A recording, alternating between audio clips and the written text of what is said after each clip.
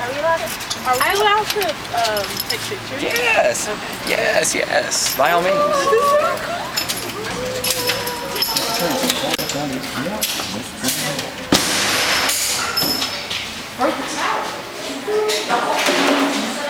Oh, they cleaned the floor for us. Come on in, all the way in. What is that? I might have to ditch that. Come on the other side of the rail with it. Come on. Pile in. We can all fit, promise.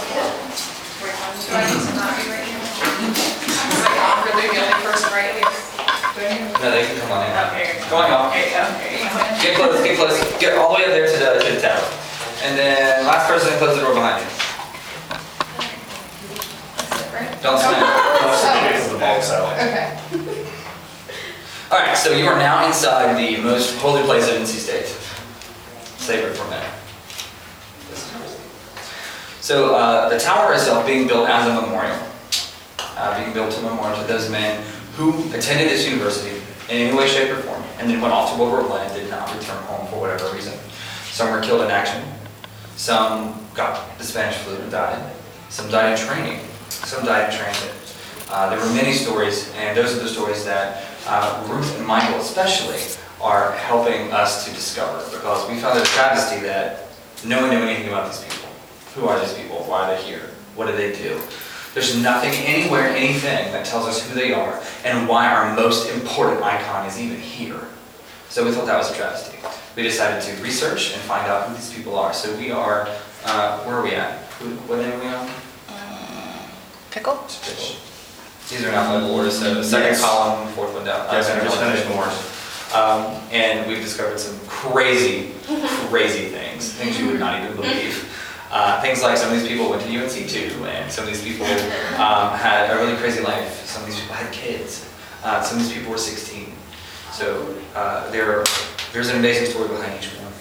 The poem here at the top is a poem from the Spanish-American War. It's a little early, and it's called The Bivouac of the Dead. It's a very strange word, but it's like a tent. And this is just one of many verses in that poem. This tablet originally was gilded in gold. The letters inlaid with gold leaf. You can see here the liquid damage. I'm very surprised they cleaned the floor, because had they not cleaned the floor, you'd be standing on centimeters of dust from these walls. See this? And this, and this, and this, and this, and this, and this, and this. All this is crumbling and falling apart due to liquid damage. So water will come into the tower, freeze, fall, and crack. And these tiles are all cracking and falling off. Someone probably had just come in here. It's not very surprising to see piles of this stuff. So the tower is in disrepair and it needs help. We'll get there. Ruth, Mike, do you guys have a story you want to share about one of the guys? Oh, we've got the pictures of Oh yeah, we have some pictures. Mike. Baum would be a good one too. Yeah. Let's talk about James Henry Baum, very top left. James Baum was he was from Little Washington, North Carolina, and he was so amazing in a plane. He petitioned our government to be in what would eventually become the Air Force. It hadn't yet formed yet, but our government said, no, you're too young. Try again. So we said, all right, deuces. He went to France before we even declared war and said, I'm going to fly with you in your best. They called them the Lafayette Escadrille, and they were amazing in a plane. So was this man from Little Washington, North Carolina, James Henry Baum. He was doing loop-de-loops in planes people meant for bombing things. I mean, he was a skilled pilot, and at 16, he was the best. He was only a member of the freshman class, so he was technically a student, yes, but he left when he was guaranteed a future by the French. And he shot down several people, was doing amazing things. Ruth has a picture of him. Yes. Not a bomb. Not a bomb. Lincoln, sorry. But the New York Times did a story on his story a long time ago. It's pretty awesome. Who do you have there in the front? I have Almond Kemp Lincoln. So his father was a famous photographer, Edwin Hale Lincoln. Oh, sorry. And they were out of, was it Richmond? Yep, Richmond. Richmond, Virginia. And the great thing is we're using Ancestry.com and other websites like that to find living descendants of these people, because they had brothers, they had sisters that went on to bear children. Lincoln's from Massachusetts. Okay, they might have settled in Richmond. Anyway, current relatives are living in Richmond, and we spoke with the great-granddaughter, great-granddaughter of this man right here, whose name is on the plaque, L, right down there. I'm gonna Kimberly. Lincoln. So I just think it's amazing. You look into these photographs, you see these guys' eyes. They weren't much different than us, but they gave their lives. So it's really touching. And the fact that we're able to find these people still now, over 100 years later, is Yeah. astonishing. Absolutely astonishing. We found pictures, we only were missing 2 pictures. And one of them we have what we think he's in it, we just know which one he is. How close, so close we are. So the story of these men is going to continue. And we are seeking to find it out because the reason we want to get a hold of all the descendants is because we will finish the tower and it will be soon. So when the tower gets renovated, we're going to do several things. One, we're going to fix every problem in here. We are going to make sure things are perfect. Because when the tower was originally designed, I have a blueprint. This blueprint was not anywhere anyone could ever see it. So the story behind this actual blueprint is enough in itself. I can make like a History Channel documentary about this freaking blueprint and where I found it. And where it shouldn't be. But this is the tower as it was designed in 1920. So you can see a giant space down here. And what do you see missing? What was that? Stairs. Stairs. What else is missing? Bells. Right. So the 2 biggest components of an actual bell tower and a building that's called a tower. So why would you make a giant hood ornament that you couldn't climb up into? It's atrocious. So originally this was planned much like that of a lighthouse. So when you walked in, it was just as much as a tower on the inside that it was on the outside. How spectacular is it when you see it from like freaking downtown? I mean, you can see it when you're in the library and you look this way and it sticks up out of the trees. It's beautiful. So why come in and get smushed with a little room down here and the rest of it's kind of not even a building at all? That wasn't intentional. So because we didn't have the money, we didn't fix it. And the builders knew one day that we would. So they decided to leave all these things around, much like the ashlar stone on the front above all the doorways. Little things hidden around in order to be able to finish this eventually one day that we would. So as you leave, but not yet, I want to make sure that you each have a chance to poke your head up through that, not up the ladder, but kind of where she's standing underneath the ladder and looking up, pending no superstitions, I promise. You'll see directly above the center ring here, a 56-inch square hole, where the builders had planned that one day we would hoist a 54-inch bell up through it, which was the biggest bell of the set. Originally, 55 bells in the original tower were planned, because this was not only supposed to be a memorial tower in memory to these, but it was supposed to be an active memorial, to go up and play it. So audibly, visually, those soldiers would be able to find their way home. I mean, it's very poetic. So when we do the renovation, we're going to take every one of these tiles out. They've already been encoded. This is a catalog system. And we're going to remove them, fix them if we can, replace them with the same if we cannot. And fix the tower, gild it in gold again, and remove the ceiling. And the stairs are going to start there in the corner where she is. And as a matter of fact, if you look in the corner, there's a square tile in the corner. That square tile will be divided into thirds. And well, it's kind of like a spiral staircase, right? So the spiral part is in the corner. So it starts there and you kind of go up, it runs along this wall, hits a corner, runs along this wall, hits a corner. So it's like a spiral staircase, but square. And you'll be able to look all the way up and see the bottom of the playing chamber. So 80 feet in the air, there will be a room up there behind the clocks, which will contain a device called a clavier, and you and up to 4 of your other friends will be able to sit up there and play the tower manually. So in addition to being manual, it will be automatic, so you don't have to go up there and ring it every 5 minutes, right, when it rings. It'll play different versions of the alma mater at 5 o'clock, what have you. You can do whatever you want. And then finally, unlike any other carillon on the face of the earth, it will have the ability to be played over Wi-Fi. So if you cannot make the hike up these steps and you're a disabled veteran, you can sit right out here and poke on your Casio keyboard and have it ring. So it's going to be really outstanding. Had it been constructed in 1923, as they envisioned, with 55 bells in it, it would have been the largest bell carillon tower on the face of the earth until 1935. So NC State had a big vision for this, and it was largely underfunded because we couldn't afford it. Question? So when all these renovations are done, are they gonna keep it unlocked? Because it almost seems disrespectful to keep it locked with these names in here. Like, you know, I didn't even realize that.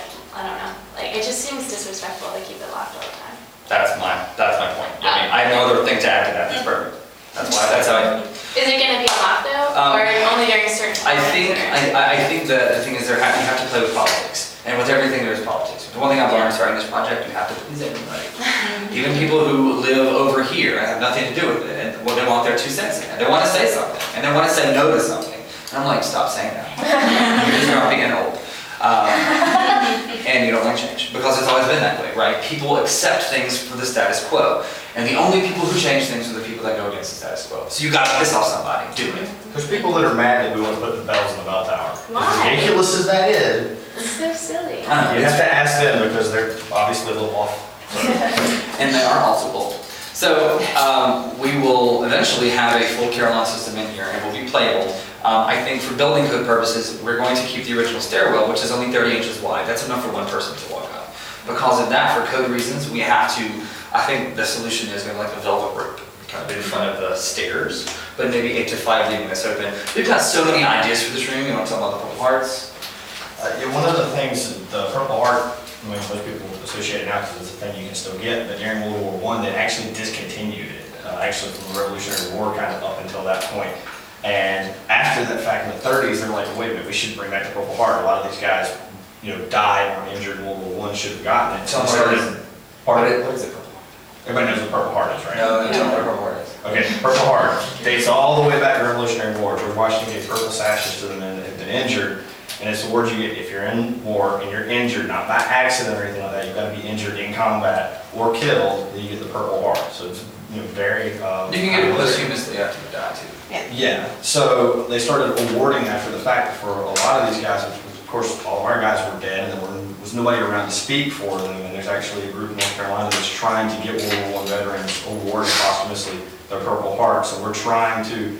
About half the guys up there died by disease or accident. The other half were killed in battle, so they all should have been given the Purple Heart. So we're trying to get it for them. Hopefully, we can get that to their families, but if we can't find representatives of families to take it, we'll be able to put them in some kind of display case and keep the Purple Hearts in here, or at least on campus somewhere. Along with pictures of all the men and connect them. I mean, this is just as much a memorial to them, and I think more so than a tablet, we need to have something tangible here, especially too once this becomes a place. So who's going to play it? I think I spoke just briefly on this last time, is that we're putting together a guild of people who will essentially translate this tradition through the hundreds of years this university is going to be here, and it starts with you guys. So it's going to be a group of people composed of members of each class that will then pass on this story, the story of NC State, the story of the memorial, the story of the forgotten soldiers, and translate that into song. You don't have to be musical to do this. Most people at NC State, I mean, think about it, we're the only UNC system school that doesn't have a music major, and if you're in engineering, you have some knack for music, you have something. Even if you don't play an instrument, you might sing, you might understand mathematics enough to translate that into notes. I don't care, but there's some musical inclination in most people. And playing a carillon isn't like playing a piano, it's a whole lot easier, so it can be taught. So this organization will have access to the Practice Carillon dummy console we're going to put in a new tally somewhere, and that will then be used to train people to play the real one, which will play live concerts. It's our whole new set of traditions that NC State had way early on. Period. Any questions about anything? Yes. Oh, well, not about that. But would it be like how hard would it be to climb up all those stairs? There will be 127 steps. And so it won't be any higher than going to the 4th floor of the building. Okay. But the other thing is too, originally the renovation plan for this tower didn't include accommodations for things like stairs or bells. They were just going to fix it, so they wanted to put crazy things in here, and it just got obnoxious. But the pattern here on the floor is essentially where you would put a bell in the center circle to hoist it up in the openings. So the geometry patterns on the floor are the ones that actually form and inform the steps, the bells, everything else in here. The other thing is the doorway that you see here behind you. Originally, take this marble door frame here, pull it out and project it onto this wall. That's where the tablet was supposed to be, but because there were no stairs to sweep above it, there was a giant empty space. So they slid this thing up the wall and put a bunch of bricks at the bottom and wrapped it in marble. So one thing we're going to have to do is reverse that, slide it back down so the stairs can fly then over it. But then you'll be able to look all the way up. And we have renderings of what the room looks like. There's one drawing.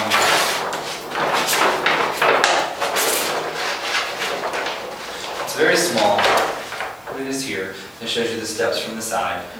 It's just very humble, so tiny and so small, but that's what we've been given, and we're going to hold it to a T. We don't want to change anything. We want to keep it proper.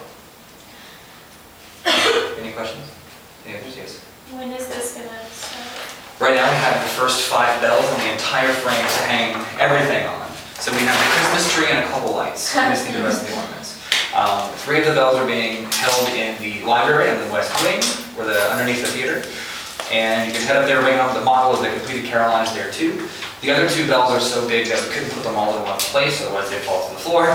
So we put them in a satellite facility. The libraries has agreed to hold the entire set of bells until we can put them in the tower. When we're ready and the tower is renovated, we'll take a crane and we'll pluck a column out from the front, put them all in and put it back. We have to do that in 1 day. The bell company has said, oh yeah, we can do it in a day. I'm like, all right, I'll do your thing. But we contracted with a bell company in Georgetown, Ohio called Meeks Watson Company, who are very crazy in their attention to detail. And so that's why we chose them out of the masses. Good question. Any others? Is that list of names available anywhere else? There is a Facebook, Yes. there's a Facebook there's a group. Facebook group. Thank you. There's a Facebook. Nothing for the nothing for the university. So everything we've done, we've kind of done aside. But when we're done, we want to make a book. We want to make, we want to broadcast this. And the dedication day, when this whole thing is done, is when we're going to close the city. We've already decided, and it's going to be a big deal with all the people involved and inviting back of all these people. It's going to be like pulling people out of the 1920s and bringing them here. It's going to be spectacular. It's going to be awesome.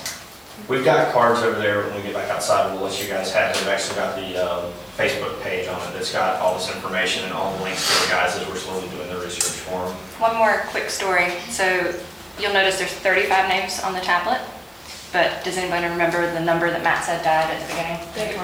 34. I'm gonna tell that story. So we had a Harry Potter on campus, one who lived. And the one who lived essentially came back from the war and then went up to Richmond and spent the rest of his life. So he never heard of the tower movement. He never saw the tower completed. He never even knew it was here. But his name was on it. And he didn't die. So at the end of the day, the night before dedication, they took the tablet and they said, oh my God, we have a mistake. We cannot have this go public. So essentially what they did is they took it to the forgery shop and they had someone alter the name with a chisel and fix it. Because at that point, no one had graduated at NC State with the name of George E. Jefferson. His real name is George L. Jeffers, but they changed the name. Is that what it looks kind of crazy? Yeah. Kind of. And here's the crappy part. You can tell directly above it is a nice O and a nice N. I mean, because you had chosen something different. Nope, you had to compare it right next to one that looked perfect. Yeah.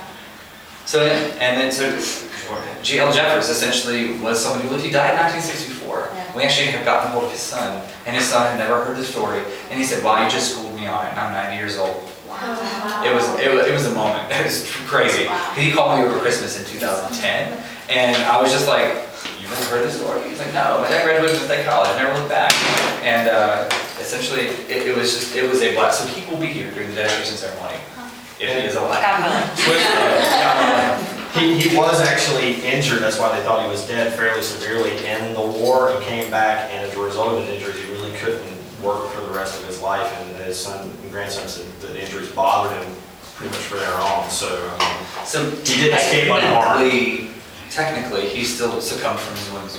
Yeah. So technically, his name still belongs on the tablet, and it's still there, just in someone else's. Good question. We'll open the door up, and we'll let you guys take a peek up in the. Let's keep. I'll lay these out if you guys want to Need take a to- circuit. Do you have a phone? Yeah. Okay. Wait, what?